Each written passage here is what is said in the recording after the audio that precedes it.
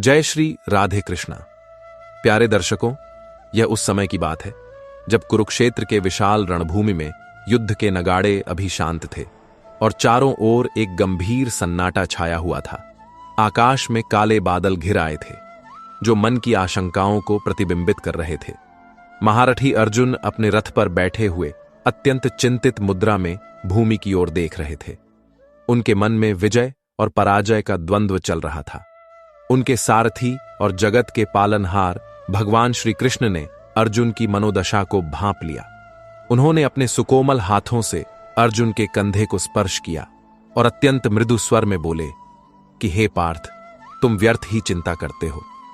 विजय केवल बाहुबल से नहीं मिलती, बल्कि आत्मबल और दैवीय कृपा से प्राप्त होती है।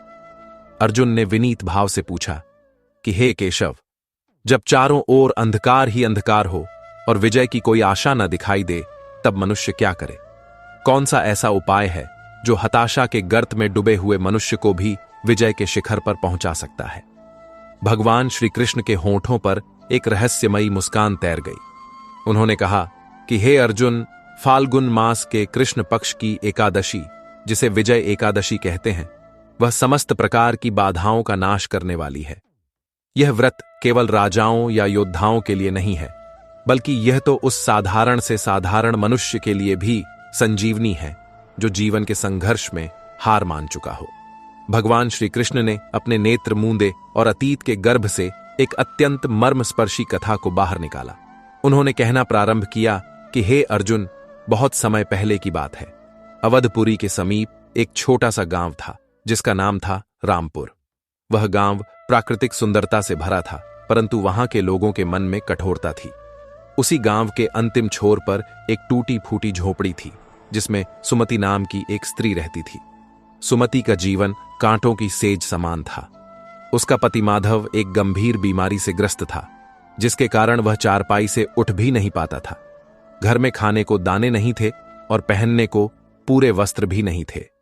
सुमति दूसरों के खेतों में काम करती, दूसरों के घर का कूड़ा उठाती और बदले में उसे जो रूखा सूखा मिल जाता, उसी से वह अपना और अपने पति का पेट भरती थी। गांव के लोग उसे अभागन कहते थे। जब वह रास्ते से गुजरती तो लोग अपने दरवाजे बंद कर लेते, मानो उसकी छाया भी अपशकुन हो। बच्चे उसे देखकर पत्थर फेंकते और स्त्रियां उस पर व्यंग्य करती कि इसने जरूर पिछले जन्म में कोई पाप किया होगा जो ऐसी दरी दरी की ठोकरें खा रही हैं। सुमति का मन इन अपमानों से छलनी हो चुका था। वह रात को अपनी झोपड़ी के कोने में बैठकर बहुत रोती थी। उसकी आंखों के आंसू सूख चुके थे। वह अपने बीमार पति के सिर पर गीली पट्टी रखते हुए ईश्वर से प्रश्न करती कि हे प्रभु, मेरी क्या गलती है? क्यों मुझे इतना दुख दिया? पर इतना सब होने के बाद भी उसकी आस्था का दीपक बुझा नहीं था। वह प्रतिदिन सुबह उठकर सूर्य को जल देती और तुलसी के सूखे पौधे के सामने हाथ जोड़कर खड़ी हो जाती। एक बार फाल्गुन मास का समय आया। ठंड कम हो रही थी और वसंत की आहट थी। सुमति के पति की हालत बहुत बिगड़ गई। वैद्य ने जवाब दे दिया था कि अब केवल भगवान ही इसे बचा सकते हैं। सुमति के पास दवा के लिए एक भी पैसा नहीं था।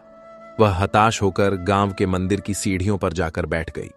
वह मंदिर के अंदर नहीं गई क्योंकि उसे डर था कि पुजारी उसे बाहर निकाल देंगे। वह बाहर ही सीढ़ियों पर सिर रखकर रोने लगी। तभी वहां से एक वृद्ध संत गुजरे। उनकी आंखों में असीम करुणा थी। उन्होंने सुमति के सिर पर हाथ रखा और पूछा कि बेटी, तुम इतना क्यों रो रही हो? सुमति ने अपनी पूरी व्यथा उन संत को सुना दी।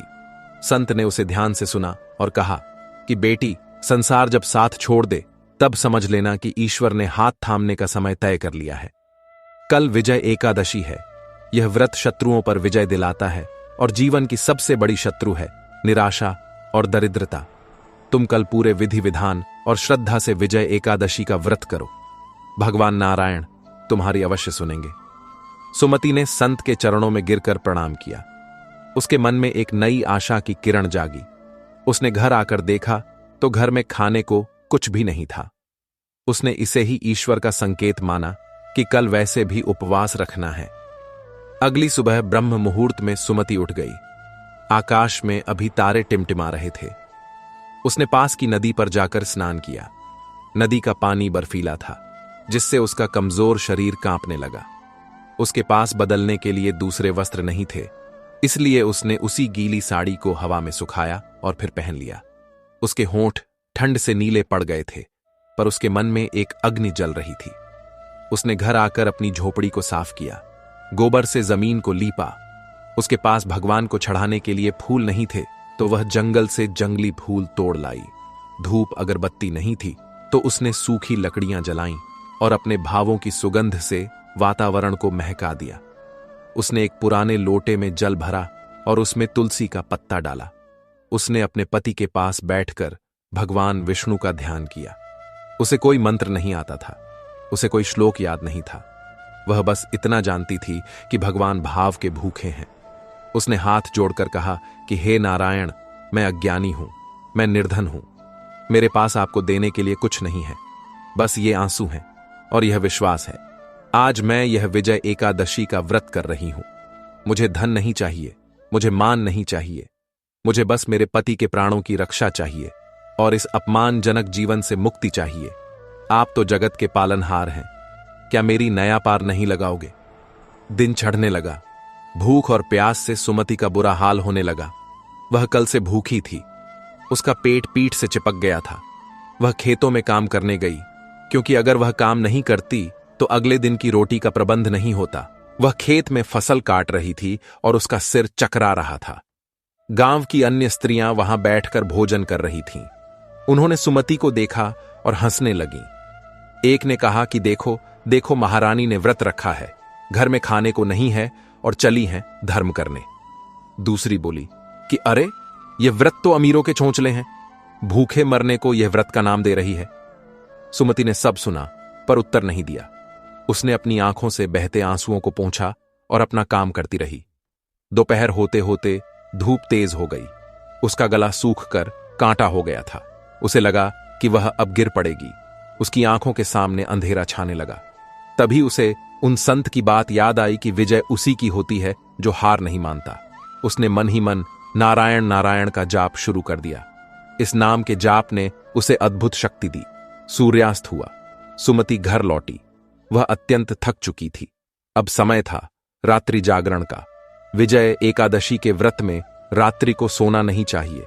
सुमति ने अपने पति को पानी पिलाया और उनके पैरों के पास बैठ गई। उसने एक छोटा सा मिट्टी का दिया जलाया। उसमें तेल बहुत कम था। उसे डर था कि कहीं तेल खत्म न हो जाए, इसलिए वह अपनी साड़ी के पल्लू से हवा को रोककर बैठी रही। रात गहरी होती गई। गांव में सन्नाटा छा गया। दूर कहीं कुत्तों के भौंकने की आवाज आ रही थी। सुमति की पलकें भारी हो रही थीं। नींद उसे अपनी आगोश में लेना चाहती थी। शरीर टूट रहा था, लेकिन उसने हार नहीं मानी। वह उठकर खड़ी हो गई और भगवान के भजन गुनगुनाने लगी। उसके स्वर में इतना दर्द था कि सुनने वाले का भी हृदय पिघल जाए। वह गा रही थी कि प्रभु जी, तुम चंदन हम पानी। वह पूरी रात उस टिमटिमाते दिए की लौ को देखती रही और प्रार्थना करती रही। मध्यरात्रि के समय जब पूरा संसार सो रहा था, सुमति की झोपड़ी में एक अद्भुत घटना घटी। उसे लगा कि उसकी झोपड़ी में एक दिव्य प्रकाश फैल गया है। उस प्रकाश में उसे न तो भूख का अनुभव हुआ और न ही प्यास का। उसे लगा जैसे किसी ने उसके सिर पर हाथ रखा है और कह रहा है कि पुत्री, तेरी परीक्षा पूर्ण हुई। सुमति चौंक उठी। उसने देखा कि दिया अभी भी जल रहा था, जबकि तेल कब का खत्म हो जाना चाहिए था। उसके पति जो महीनों से कराह रहे थे, वह गहरी और शांत नींद सो रहे थे। उनके चेहरे पर बीमारी का पीलापन कम हो गया था। सुमति को समझ नहीं आया कि यह सपना है या हकीकत। सुबह हुई। द्वादशी के दिन उसने व्रत का पारण किया। उसने तुलसी के पत्ते और जल से व्रत खोला। उसी समय उसका पति माधव उठकर बैठ गया। जिस माधव को उठने में 2 लोग लगते थे, वह स्वयं उठकर बैठ गया और बोला कि सुमति, मुझे बहुत भूख लगी है। सुमति की खुशी का ठिकाना न रहा। यह किसी चमत्कार से कम नहीं था। उस दिन के बाद से सुमति के जीवन में जैसे वसंत आ गया। माधव का स्वास्थ्य दिन प्रतिदिन सुधरने लगा। वह फिर से काम पर जाने लगा। संयोग ऐसा बना कि गांव के जमींदार को अपनी पुरानी बही खातों के हिसाब के लिए एक ईमानदार व्यक्ति की जरूरत थी। किसी ने माधव का नाम सुझाया। माधव ने वह काम इतनी ईमानदारी और कुशलता से किया कि जमींदार बहुत प्रसन्न हुआ। उसने माधव को अपने यहां स्थायी नौकरी दे दी और रहने के लिए एक पक्का मकान भी दिया। सुमति के घर में अब अन्न और धन की कोई कमी नहीं थी, लेकिन सबसे बड़ा परिवर्तन जो आया वह गांव वालों के व्यवहार में था। जो लोग सुमति को देखकर दरवाजा बंद कर लेते थे, अब वे उससे सलाह लेने आने लगे। सुमति का चेहरा जो दुख और गरीबी से मुरझाया रहता था, अब उस पर एक दिव्य तेज आ गया था। वह अब भी उतनी ही विनम्र थी। उसने कभी किसी को बुरा भला नहीं कहा। धीरे धीरे सुमति की भक्ति और विजय एकादशी के व्रत का प्रभाव पूरे गांव में फैल गया। लोगों ने देखा कि कैसे एक तिरस्कृत और साधनहीन महिला ने केवल अपनी श्रद्धा के बल पर अपने भाग्य को बदल दिया। गांव की जो स्त्रियां उसका उपहास करती थीं, वे अब उसके पास आकर व्रत की विधि पूछती थीं। सुमति उन्हें बताती कि यह सब मेरा नहीं है, यह तो भगवान नारायण की कृपा है। वह कहती कि विजय एकादशी का व्रत केवल भूखे रहने का नाम नहीं है, यह व्रत है अपने विकारों को त्यागने का। यह व्रत है विश्वास का कि जब सब रास्ते बंद हो जाएं तो भी ईश्वर का रास्ता खुला रहता है। अगले वर्ष जब विजय एकादशी आई तो पूरा गांव सुमति के घर के आंगन में एकत्र हुआ। सबने मिलकर व्रत रखा। मंदिर में कीर्तन हुआ।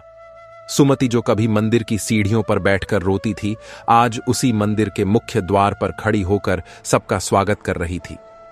उस रात पूरे गांव ने जागरण किया। किसी के मन में ईर्ष्या नहीं थी, किसी के मन में द्वेष नहीं था। उस दिन गांव के लोगों ने जाना कि असली विजय वह नहीं है जो दूसरों को हराकर मिले। असली विजय वह है जो अपने मन की बुराइयों को हराकर मिले। सुमति ने सबको सिखाया कि परिस्थिति चाहे कितनी भी विपरीत हो, अगर ईश्वर पर भरोसा हो तो विजय निश्चित है। मित्रों, भगवान श्री कृष्ण ने अर्जुन की ओर देखा। अर्जुन की आंखों में अब भय नहीं था, बल्कि एक नई चमक थी। श्री कृष्ण ने कहा कि हे पार्थ, देखा तुमने, एक निस्सहाय महिला जिसके पास कोई शस्त्र नहीं था, कोई सेना नहीं थी, उसने केवल अपनी भक्ति और विजय एकादशी के व्रत से अपने जीवन के कुरुक्षेत्र को जीत लिया। तुम्हारे पास तो गांडीव है, तुम्हारे पास तो मैं हूं, फिर तुम क्यों डरते हो? यह विजय एकादशी का संदेश यही है कि मनुष्य को कभी भी परिस्थितियों के आगे घुटने नहीं टेकने चाहिए। विजय एकादशी का व्रत मनुष्य को आत्मबल प्रदान करता है। यह व्रत बताता है कि जीवन में आने वाली बाधाएं केवल हमारी परीक्षा लेने आती हैं। जो इन बाधाओं के सामने डटा रहता है और ईश्वर पर विश्वास रखता है, उसकी विजय निश्चित है। श्री कृष्ण ने आगे समझाया कि हे अर्जुन, विजय का अर्थ केवल युद्ध जीतना नहीं है। विजय का अर्थ है काम, क्रोध, लोभ और मोह पर विजय। विजय का अर्थ है अपने मन की दुर्बलताओं पर विजय। सुमति ने अपनी गरीबी, अपनी निराशा और समाज के तिरस्कार पर विजय प्राप्त की। उसने अपने अंदर के अंधकार को मिटाकर प्रकाश को जन्म दिया। यही सच्ची विजय एकादशी है। इसलिए हे अर्जुन, तुम भी अपने मन के संशय को त्याग दो। उठो और अपने कर्तव्य का पालन करो।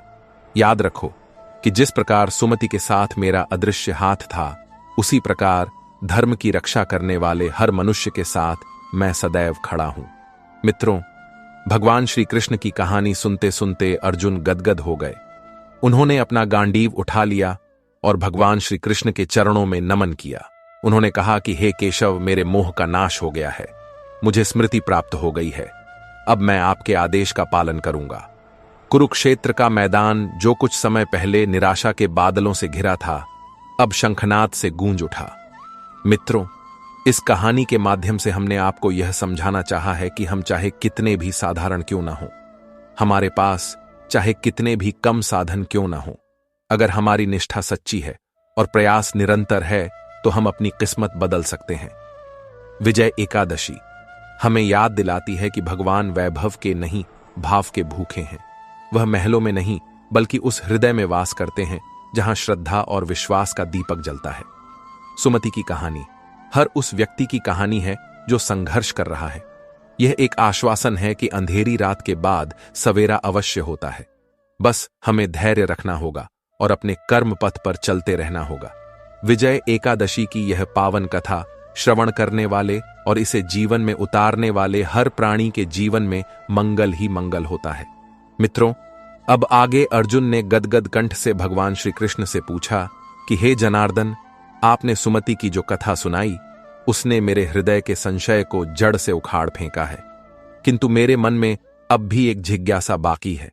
भविष्य में आने वाले कलयुग के मनुष्यों के कल्याण के लिए कृपया आप इस विजय एकादशी व्रत की विस्तृत विधि का वर्णन करें।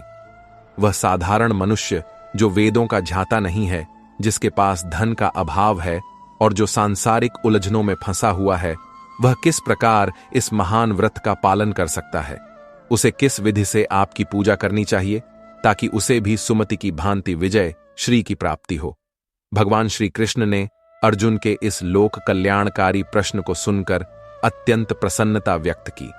उन्होंने कहा कि हे कुंती पुत्र, तुमने बहुत ही उत्तम प्रश्न किया है। सुनो, मैं तुम्हें विजय एकादशी के व्रत की वह पावन विधि बताता हूं जो नारद मुनि ने ब्रह्मा जी से पूछी थी। यह विधि अत्यंत सरल है, परंतु इसका फल अश्वमेध यज्ञ के समान महान है।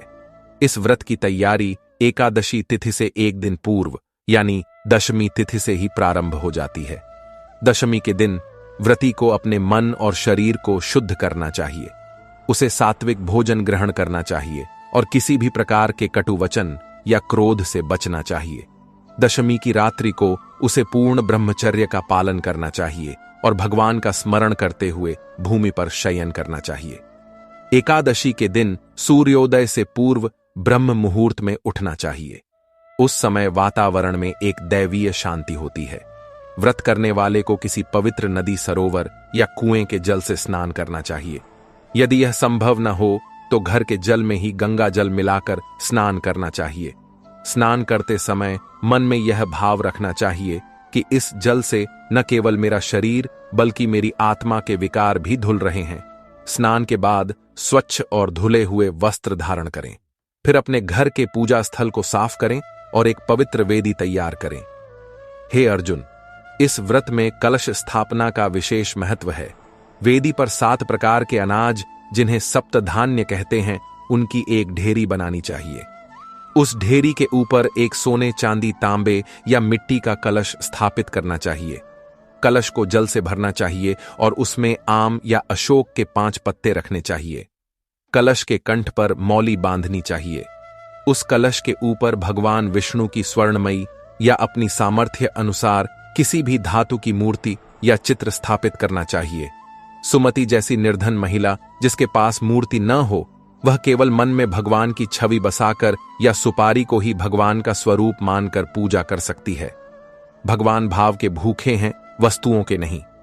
इसके बाद भगवान को धूप, दीप, नैवेद्य, पुष्प और तुलसी दल अर्पित करना चाहिए। तुलसी भगवान विष्णु को अत्यंत प्रिय है। बिना तुलसी के की गई पूजा को भगवान स्वीकार नहीं करते। पूजा करते समय ओम नमो भगवते वासुदेवाय मंत्र का जाप निरंतर करते रहना चाहिए। दिन भर मन में किसी के प्रति द्वेष न रखें, झूठ न बोलें और न ही किसी की निंदा करें। विजय एकादशी का व्रत निर्जल या फलाहार लेकर किया जा सकता है। जो शरीर से स्वस्थ हैं, उन्हें निर्जल व्रत रखना चाहिए और जो कमजोर या बीमार हैं, वे फल और दूध ग्रहण कर सकते हैं।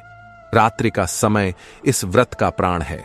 जैसे सुमति ने पूरी रात जाग कर दिए कि लौ की रक्षा की थी, उसी प्रकार व्रती को रात्रि जागरण करना चाहिए। रात्रि में भगवान की कथाएं सुननी चाहिए, भजन कीर्तन करना चाहिए और अपने इष्ट देव का ध्यान करना चाहिए। यह रात्रि जागरण केवल नींद का त्याग नहीं है, बल्कि यह अज्ञान की नींद से जागने का प्रतीक है।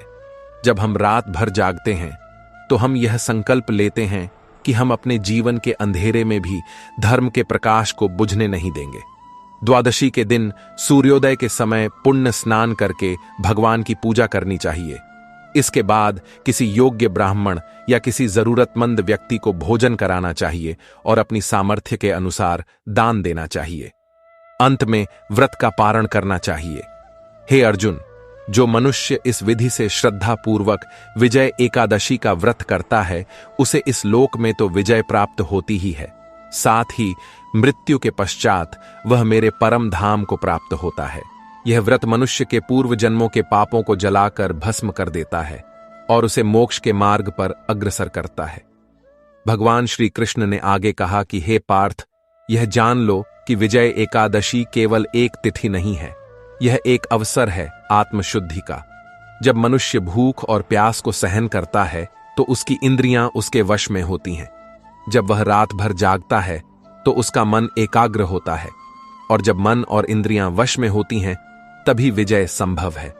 बाहरी शत्रुओं को हराने से पहले अपने भीतर के शत्रुओं काम, क्रोध और लोभ को हराना आवश्यक है। विजय एकादशी का व्रत हमें यही आत्मसंयम सिखाता है। मित्रों, आगे भगवान श्री कृष्ण ने अपना हाथ उठाकर अर्जुन को आशीर्वाद दिया। उस समय कुरुक्षेत्र की भूमि पर एक दिव्य वातावरण निर्मित हो गया था।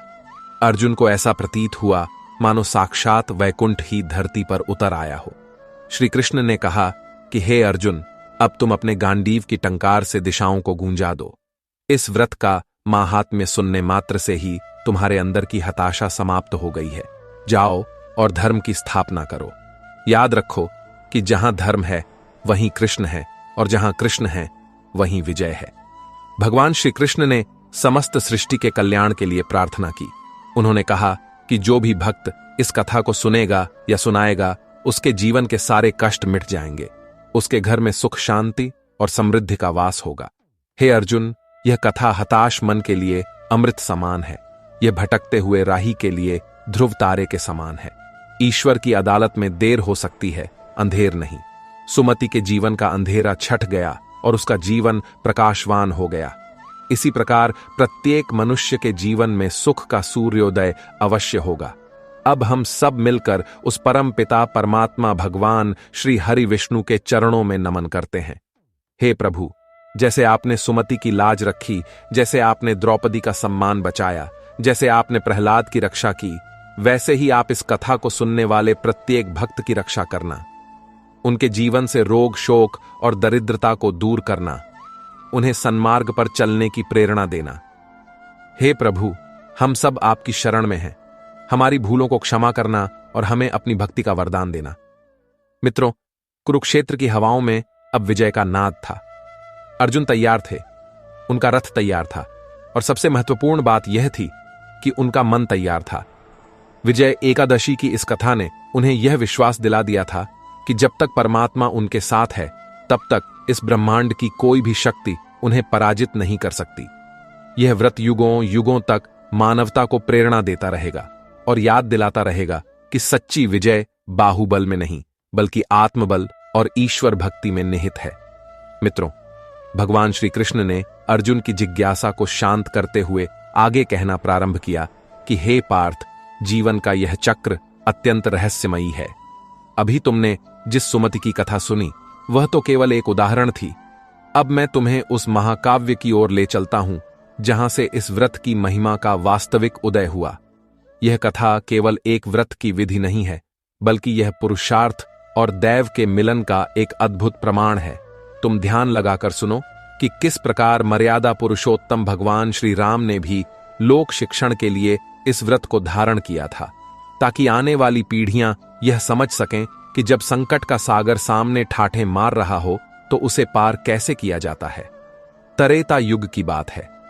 भगवान श्री राम अपने अनुज लक्ष्मण और पत्नी सीता के साथ वनवास के कठिन मार्ग पर चल रहे थे। पंचवटी के शांत वातावरण में काल ने अपना जाल बिछाया और लंकापति रावण ने माता सीता का हरण कर लिया। यह घटना केवल एक स्त्री का अपहरण नहीं थी, बल्कि यह धर्म पर अधर्म के प्रहार का संकेत थी। भगवान राम, जो स्वयं नारायण के अवतार थे, उन्होंने नर लीला करते हुए वियोग की उस पीड़ा को सहन किया जो एक साधारण मनुष्य के हृदय को विदीर्ण कर देती है। वे वन वन भटकते रहे, वृक्षों और लताओं से सीता का पता पूछते रहे। उनकी भेंट जटायु से हुई, जिसने अपने प्राण देकर भी धर्म निभाया। फिर सुग्रीव से मित्रता हुई और वानरों की सेना संगठित हुई। हनुमान जी ने लंका जाकर माता सीता की खोज की और उनका संदेश लेकर लौटे। अब श्री राम के सामने सबसे बड़ी चुनौती खड़ी थी। सामने विशाल समुद्र था जो योजनों तक फैला हुआ था। उसकी लहरें आकाश को छू रही थीं और उसमें भयानक जलचर निवास करते थे। उस पार लंका थी जहां रावण अपनी शक्ति के मद में चूर बैठा था। श्री राम की सेना में वानर और भालू थे, जिनके पास न तो नावें थीं और न ही समुद्र पार करने का कोई साधन। श्री राम समुद्र के तट पर खड़े होकर उस अनंत जलराशि को देख रहे थे। उनके मन में सीता के प्रति प्रेम और कर्तव्य का ज्वार उठ रहा था। वे विचार कर रहे थे कि इस प्राकृतिक बाधा को कैसे पार किया जाए। तभी उनके अनुज लक्ष्मण ने विनयपूर्वक कहा कि हे प्रभु, आप तो सर्वज्ञ हैं, आप त्रिलोक के स्वामी हैं, परंतु इस मानव देह में हम धर्म और नीति का पालन कर रहे हैं। यहां से कुछ ही दूरी पर परम तपस्वी ऋषि बकदालभ्य का आश्रम है। वे ब्रह्मज्ञानी हैं और भूत भविष्य तथा वर्तमान के ज्ञाता हैं। हमें उनके पास जाकर इस समस्या का समाधान पूछना चाहिए। संतों का सानिध्य सदैव संकट से मुक्ति का मार्ग दिखाता है। श्री राम को लक्ष्मण का सुझाव उचित लगा। वे दोनों भाई ऋषि बकदालभ्य के आश्रम पहुंचे। ऋषि उस समय ध्यान में मग्न थे। उनका तेज सूर्य के समान था। श्री राम और लक्ष्मण ने उन्हें साष्टांग प्रणाम किया। ऋषि ने अपनी दिव्य दृष्टि से पहचान लिया कि उनके समक्ष कौन खड़ा है। फिर भी शिष्टाचार का पालन करते हुए उन्होंने पूछा कि हे रघुकुल शिरोमणि, इस वन में आपका आगमन किस प्रयोजन से हुआ है? मैं आपकी क्या सेवा कर सकता हूं? श्री राम ने अत्यंत विनम्रता से अपनी व्यथा सुनाई। उन्होंने कहा कि हे मुनिवर, मैं अपनी पत्नी सीता की खोज में यहां तक आया हूं। दुष्ट रावण ने उनका हरण कर लिया है। मेरे पास वानरों की विशाल सेना तो है, परंतु सामने यह अगाध समुद्र खड़ा है जो हमारा मार्ग रोके हुए है। मुझे कोई ऐसा उपाय बताएं जिससे मैं इस बाधा को पार कर सकूं और धर्म की पुनर्स्थापना कर सकूं। ऋषि बकदालभ्य ने मुस्कुराते हुए कहा कि हे राम, आपकी लीला अद्भुत है। आप तो स्वयं विजय स्वरूप हैं, फिर भी लोक कल्याण के लिए आप मुझसे उपाय पूछ रहे हैं। तो सुनिए, फाल्गुन मास के कृष्ण पक्ष में एक एकादशी आती है जिसे विजया एकादशी कहते हैं। यह तिथि अपराजिता है। जो भी श्रद्धा और विश्वास के साथ इस व्रत का पालन करता है, उसे तीनों लोकों में कोई पराजित नहीं कर सकता। इस व्रत के प्रभाव से आप न केवल समुद्र को पार कर पाएंगे, बल्कि रावण जैसे महाबली शत्रु पर भी विजय प्राप्त करेंगे।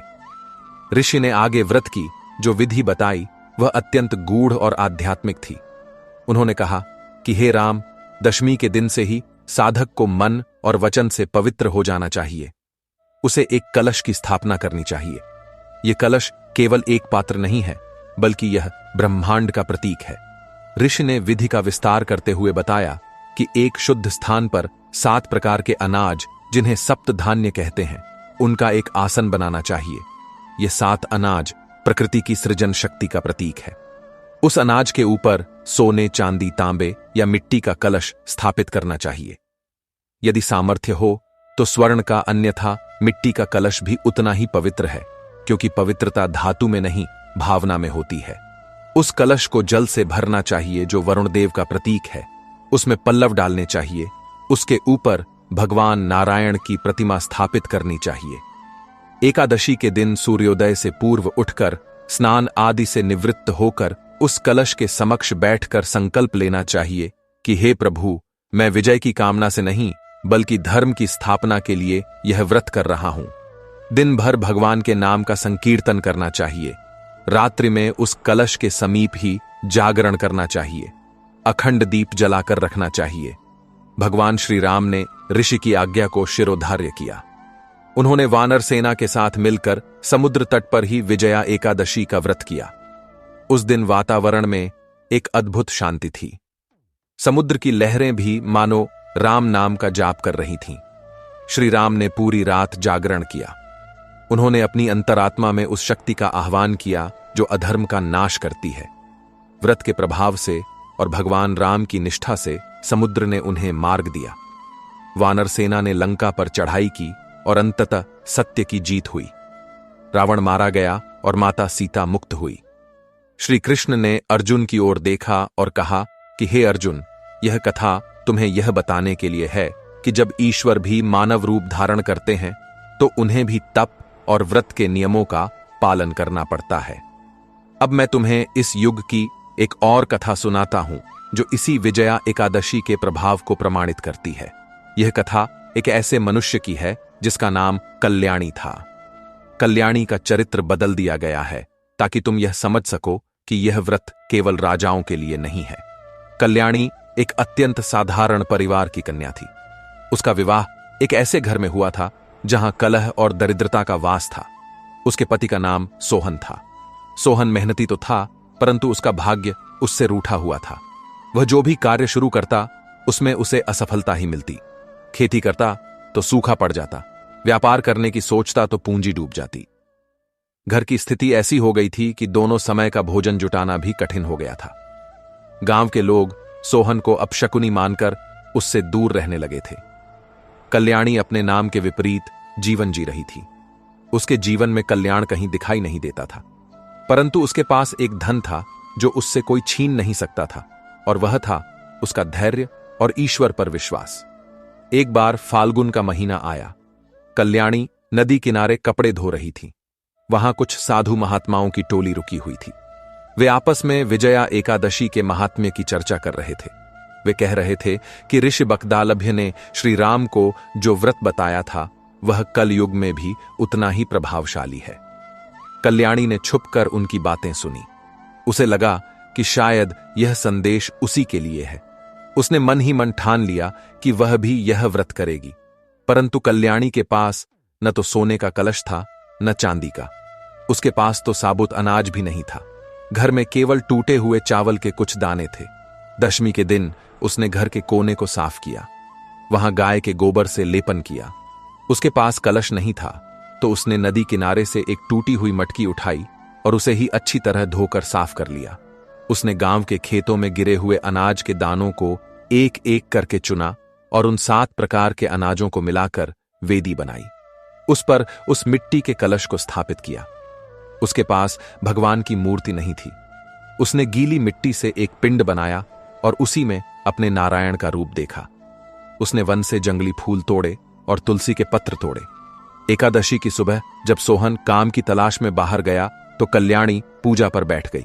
उसका पेट खाली था, प्यास से गला सूख रहा था, परंतु उसका संकल्प हिमालय जैसा अटल था। उसने हाथ जोड़कर प्रार्थना की कि हे प्रभु, मेरे पास आपको देने के लिए कोई स्वर्ण या रजत नहीं है। यह मिट्टी का कलश ही मेरी संपत्ति है और यह आंसू ही मेरा गंगा जल है।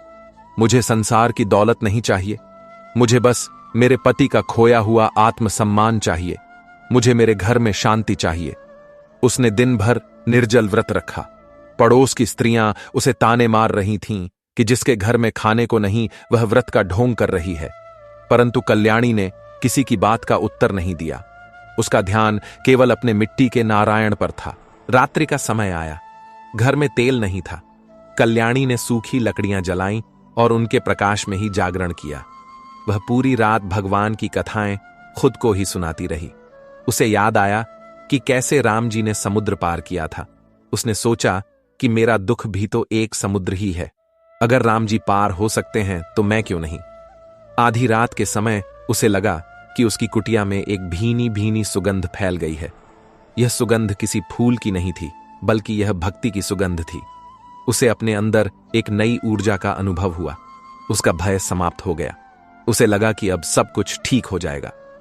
अगले दिन द्वादशी को उसने व्रत का पारण किया।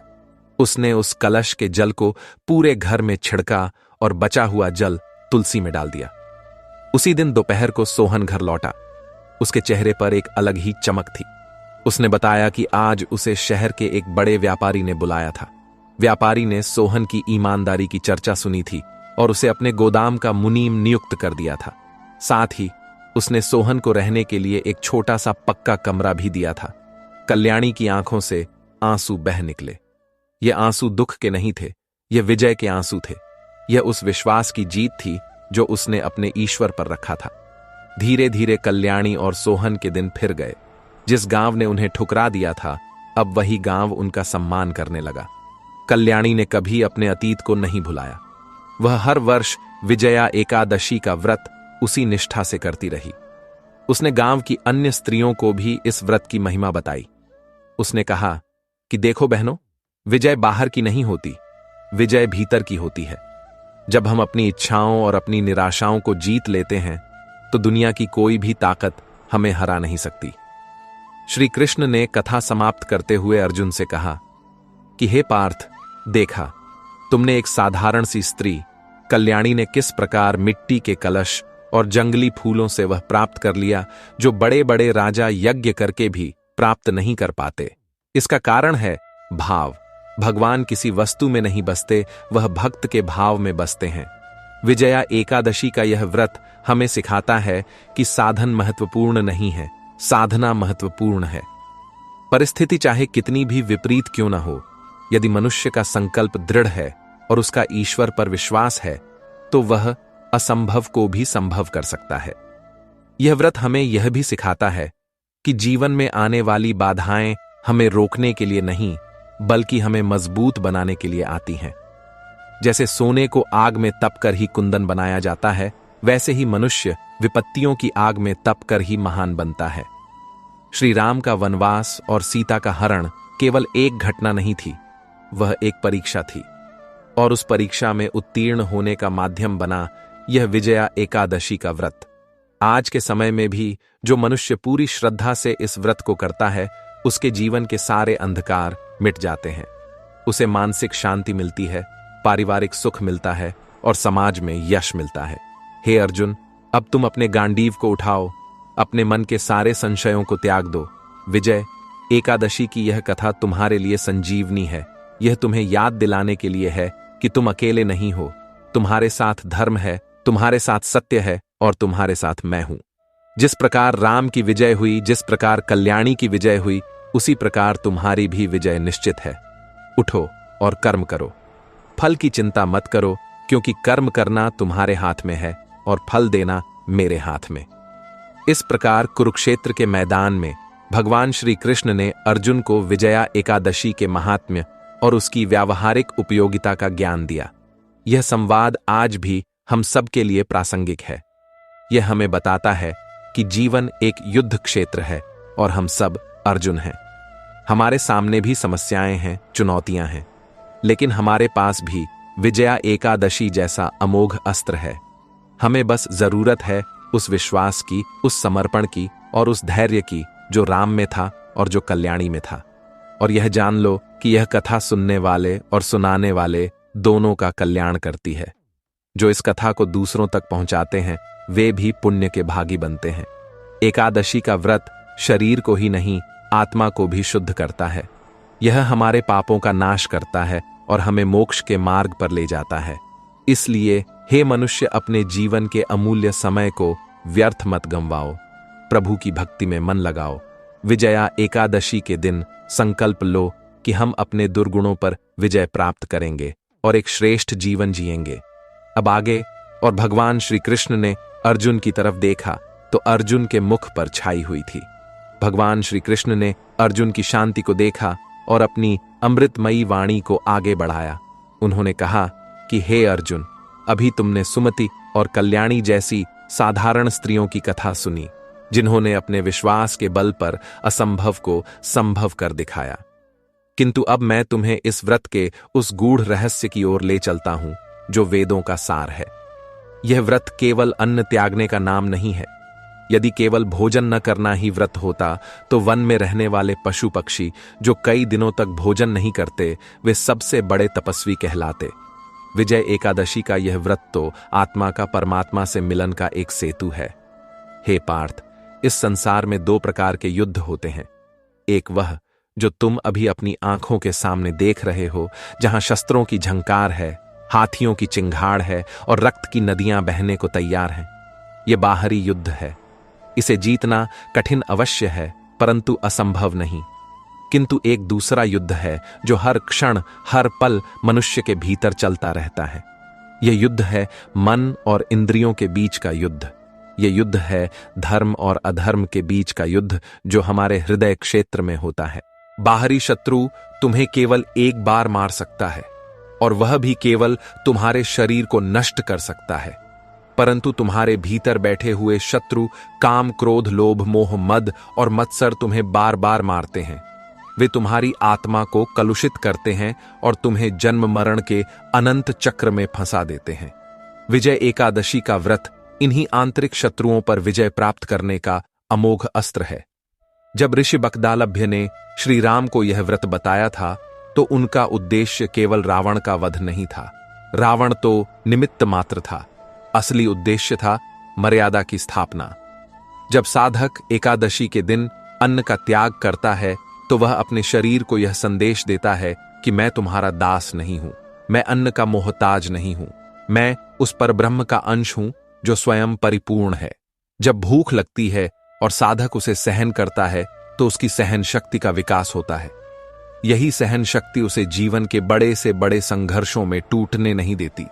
हे अर्जुन, अब मैं तुम्हें एक और प्रसंग सुनाता हूं जो यह स्पष्ट करेगा कि यह व्रत किस प्रकार राजस और तामस गुणों का नाश करके सत्व गुण को बढ़ाता है। बहुत समय पहले की बात है। एक राजा था जिसका नाम था प्रताप भानु। वह अत्यंत पराक्रमी था। उसने अपने बाहुबल से अनेक राज्यों को जीतकर अपने अधीन कर लिया था। उसके खजाने में इतना धन था कि वह पूरी पृथ्वी को खरीद सकता था। उसकी सेना इतनी विशाल थी कि जब वह चलती थी तो धूल के बादलों से सूर्य ढक जाता था। परंतु इतना सब कुछ होने के बाद भी राजा प्रताप भानु के मन में शांति नहीं थी। वह रात रात भर अपनी मखमली सेज पर करवटें बदलता रहता था।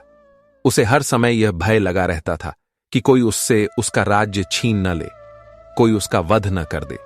विजय प्राप्त करने के बाद भी वह एक पराजित व्यक्ति की भांति जीवन जी रहा था। एक दिन राजा शिकार के लिए वन में गया। वहां भटकते भटकते वह एक शांत आश्रम में पहुंचा।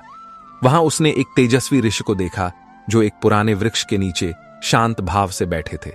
उनके चेहरे पर एक ऐसा तेज था जो राजा के राजमुकुट की चमक को भी फीका कर रहा था। राजा ने सोचा कि मेरे पास सब कुछ है, फिर भी मैं अशांत हूं, और इस साधु के पास कुछ नहीं है, फिर भी यह इतना शांत है। राजा ने घोड़े से उतरकर ऋषि के चरणों में प्रणाम किया। ऋषि ने नेत्र खोले और राजा को आशीर्वाद दिया। राजा ने अपनी व्यथा ऋषि के सामने रख दी। उसने कहा कि हे मुनिवर, मैंने बाहरी दुनिया को जीत लिया है, परंतु मैं अपने मन को नहीं जीत पाया। मुझे नींद नहीं आती। मुझे हर समय एक अनजाना भय सताता रहता है। क्या मेरी इस समस्या का कोई समाधान है? ऋषि ने मुस्कुराते हुए कहा कि हे राजन, तुमने दुनिया को जीतने में अपनी सारी ऊर्जा लगा दी, परंतु तुमने स्वयं को जानने का प्रयास कभी नहीं किया। सच्ची विजय वह है जो भय को समाप्त कर दे। तुम आने वाली विजय एकादशी का व्रत करो, परंतु यह व्रत तुम किसी राज्य को जीतने की कामना से मत करना। यह व्रत तुम अपने मन की शांति के लिए करना। ऋषि ने राजा को वही विधि बताई जो मैंने तुम्हें पहले बताई थी। कलश की स्थापना करना, 7 प्रकार के धान्य का उपयोग करना और रात्रि जागरण करना। राजा प्रताप भानु ने ऋषि के वचनों का पालन किया। उसने अपने राजमहल में आकर विजय एकादशी का व्रत रखने का संकल्प लिया। उसने उस दिन अपने राजसी वस्त्र उतार दिए और साधारण वस्त्र धारण किए। उसने अपने अहंकार को त्याग दिया और एक सामान्य भक्त की भांति जमीन पर बैठकर भगवान विष्णु का ध्यान किया। दिन भर उसे भूख और प्यास सताती रही। उसका मन बार बार उसे विचलित करता रहा कि तुम राजा हो, तुम्हें यह सब करने की क्या आवश्यकता है। परंतु राजा ने अपने मन को समझाया कि आज मैं राजा नहीं हूं, आज मैं केवल एक सेवक हूं। रात्रि का समय आया। पूरा महल सो गया था, परंतु राजा जाग रहा था। वह भगवान के विग्रह के सामने बैठा था। दीप की लौ स्थिर थी और राजा का मन भी धीरे धीरे स्थिर होने लगा। जैसे जैसे रात बीतती गई, राजा को एक अद्भुत अनुभव हुआ। उसे लगा कि उसके मन के सारे बोझ उतर गए हैं। उसे लगा कि वह राज्य, वह धन, वह सेना सब नश्वर है। सत्य केवल यह क्षण है जिसमें वह परमात्मा के साथ है। सुबह होते होते राजा का भय समाप्त हो चुका था। उसे एक ऐसी विजय प्राप्त हुई थी जो किसी शस्त्र से नहीं मिल सकती थी। वह विजय थी आत्मसंतोष की। द्वादशी के दिन जब राजा ने व्रत का पारण किया तो उसका चेहरा एक अलौकिक आनंद से चमक रहा था। उसने ऋषि के आश्रम में जाकर उन्हें धन्यवाद दिया और कहा कि हे गुरुदेव, आज मैंने अपनी सबसे बड़ी विजय प्राप्त की है। आज मैंने अपने डर को जीत लिया है। भगवान श्री कृष्ण ने अर्जुन को समझाते हुए कहा कि हे पार्थ, विजय एकादशी का व्रत मनुष्य को यही सिखाता है कि जो सुख बाहर ढूंढ रहे हो वह तुम्हारे भीतर ही है। जब तुम इस व्रत के माध्यम से अपने विकारों को जला देते हो तो तुम्हारे भीतर का शुद्ध चैतन्य स्वरूप प्रकट होता है। यह व्रत एक तपस्या है जो लोहे को सोना बना देती है। हे अर्जुन, तुम जो विषाद कर रहे हो वह तुम्हारे मन की दुर्बलता है। तुम अपने सगे संबंधियों को देखकर मोह में पड़ गए हो। यह मोह ही तुम्हारा शत्रु है। विजय एकादशी का व्रत इसी मोह का नाश करता है।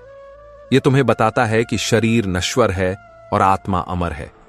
जब तुम इस भाव से युद्ध करोगे कि तुम केवल कर्तव्य का पालन कर रहे हो और फल की इच्छा नहीं रख रहे हो, तो तुम्हें पाप नहीं लगेगा। यही कर्मयोग है और यही इस व्रत का संदेश है। भगवान ने आगे कहा कि हे अर्जुन, कल युग में मनुष्य अत्यंत व्यस्त रहेगा। उसके पास लंबी तपस्या करने का समय नहीं होगा। उसके पास यज्ञ करने के लिए साधन नहीं होंगे। ऐसे समय में विजय एकादशी का व्रत ही उसके उद्धार का सबसे सरल मार्ग होगा। जो मनुष्य विधि विधान से पूजा नहीं कर सकता, यदि वह केवल सच्ची श्रद्धा से इस दिन भगवान का नाम ले ले और परनिंदा से बच जाए, तो भी उसे व्रत का फल प्राप्त हो जाएगा। भगवान को मंत्रों की शुद्धता से अधिक हृदय की शुद्धता प्रिय है। यदि कोई अनपढ़ गंवार भी प्रेम के आंसुओं से मेरे चरण धो दे, तो वह मुझे उस विद्वान से अधिक प्रिय है जो अहंकार में डूबा हुआ है। मित्रों, अब आगे कथा को विश्राम की ओर ले जाते हुए श्री कृष्ण बोले कि हे अर्जुन, अब तुम अपने कर्तव्य पथ पर आगे बढ़ो। याद रखो कि विजय एकादशी का व्रत केवल एक दिन का अनुष्ठान नहीं है। यह जीवन जीने की एक कला है। यह हमें सिखाता है कि हमें हर परिस्थिति में संभव रहना चाहिए। सुख में बहुत अधिक प्रसन्न न हो और दुख में बहुत अधिक निराश न हो। यही स्थित प्रज्ञ के लक्षण हैं। जब तुम इस दृष्टि से देखोगे तो तुम्हें अपने सामने खड़े भीष्म और द्रोण शत्रु नहीं, बल्कि अपनी परीक्षा के प्रश्न पत्र दिखाई देंगे। तुम्हें उन्हें हल करना है, द्वेष से नहीं बल्कि धर्म से। अर्जुन ने भगवान के इन वचनों को अपने हृदय में उतार लिया। उनका गांडीव जो उनके हाथ से छूट रहा था, अब उन्होंने उसे कसकर पकड़ लिया। उनके मन का कोहरा छट गया था। जैसे सूर्य के निकलने पर अंधकार का नाश हो जाता है, वैसे ही श्री कृष्ण के ज्ञान से अर्जुन के अज्ञान का नाश हो गया। उन्होंने कहा कि हे केशव, आपकी कृपा से मेरा मोह नष्ट हो गया है। अब मैं युद्ध करूंगा। मैं विजय के लिए नहीं बल्कि धर्म की स्थापना के लिए युद्ध करूंगा। इस प्रकार कुरुक्षेत्र की उस पावन भूमि पर भगवान श्री कृष्ण ने विजय एकादशी की महिमा के माध्यम से अर्जुन को कर्म का पाठ पढ़ाया। यह संवाद केवल अर्जुन के लिए नहीं था, बल्कि यह पूरी मानव जाति के लिए था। यह हमें बताता है कि जीवन में जब भी हम हताश हों, जब भी हमें लगे कि चारों ओर अंधेरा है, तब हमें अपने भीतर के प्रकाश को ढूंढना चाहिए। हमें ईश्वर की शरण में जाना चाहिए। विजय एकादशी का व्रत हमें वह शक्ति देता है जिससे हम बड़ी से बड़ी बाधा को पार कर सकते हैं। इन कहानियों के माध्यम से हमने आपको यह ही समझाना चाहा है कि विजय बाहर नहीं भीतर है। जो अपने मन को जीत लेता है वह जगत को जीत लेता है। इसलिए हे श्रोतागण, आप भी अपने जीवन में इस पावन व्रत को स्थान दें। केवल धन और संपत्ति के लिए नहीं, बल्कि आत्म शांति और ईश्वर की प्रीति के लिए इस व्रत का पालन करें। जब आप ऐसा करेंगे तो आप पाएंगे कि आपका जीवन बदल रहा है। आपके घर में कलह का स्थान प्रेम ले लेगा, अशांति का स्थान शांति ले लेगी और अभाव का स्थान संतोष ले लेगा। भगवान नारायण की कृपा आप पर और आपके परिवार पर सदैव बनी रहे। आइए हम सब मिलकर उस परम शक्ति को नमन करें जो कण कण में व्याप्त है, जो चींटी को भी भोजन देती है और हाथी का भी पेट भरती है। उस दयालु ईश्वर के चरणों में अपना सर्वस्व अर्पण कर दें। यही सच्ची भक्ति है और यही विजय एकादशी का सच्चा फल है। अब आप सब प्रेम और श्रद्धा के साथ बोलिए, हरे कृष्ण कृष्ण कृष्ण हरे हरे, हरे राम राम राम हरे हरे। यह महामंत्र कलयुग के सारे पापों को धोने में समर्थ है। इस नाम के जाप से ही बेड़ा पार हो जाएगा। धन्यवाद।